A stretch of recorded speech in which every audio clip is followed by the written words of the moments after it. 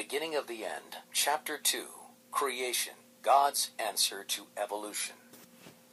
This chapter is based on Genesis 1 and 2. By the word of the Lord the heavens were made, and all the host of them by the breath of his mouth. For he spoke, and it was done. He commanded, and it stood fast. Psalm 33, verses 6 and 9. As the earth came into being from the hand of its maker, it was unbelievably beautiful. Everywhere the fruitful soil produced luxuriant green vegetation. There were no foul swamps nor barren deserts. Graceful shrubs and delicate flowers greeted the The air was clear and healthful. The entire landscape was more beautiful than the decorated grounds of the proudest palace. After the earth had been called into existence, teeming with animal and vegetable life, human beings, the crowning work of the Creator, were brought upon the stage of action.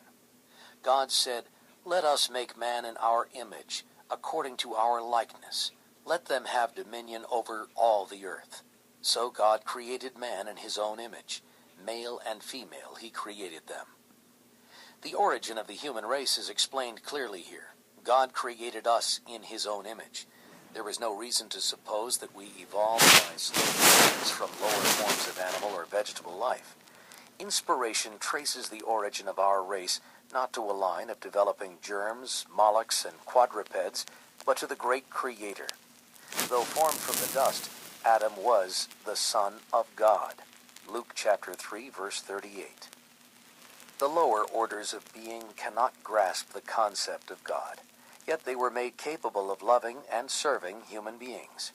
You have made him to have dominion over the works of your hands. You have put all things under his feet, the beasts of the field, the birds of the air. Psalm 8, verses 6 to 8. Christ alone is the express image, Hebrews chapter 1, verse 3, of the Father. But Adam and Eve were formed in the likeness of God. Their nature was in harmony with the will of God. Their minds capable of comprehending divine things. Their affections were pure. Their appetites and passions were under the control of reason. They were holy and happy in bearing the image of God and in perfectly obeying his will. As our first parents came forth from the hand of their Creator, their faces glowed with the light of life and joy. Adam's height was much greater than that of men now living. Eve was somewhat less tall, yet her form was noble and full of beauty. The sinless pair wore no artificial garments.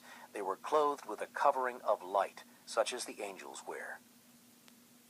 The first marriage. After the creation of Adam, God said, "It is not good that man should be alone. I will make a helper comparable to him." God gave Adam a companion fitted for him, who would be one with him in love and sympathy. Eve was created from a rib taken from Adam's side. She was not to control him as the head, nor to be trampled under his feet as an inferior, but to stand by his side as an equal, loved and protected by him. She was his second self, showing the close union that should exist in this relationship. For no one ever hated his own flesh, but nourishes and cherishes it. Therefore a man shall leave his father and mother, and be joined to his wife, and they shall become one. Ephesians chapter 5, verse 29. Genesis chapter 2, verse 24. Marriage is honorable. Hebrews chapter 13, verse 4.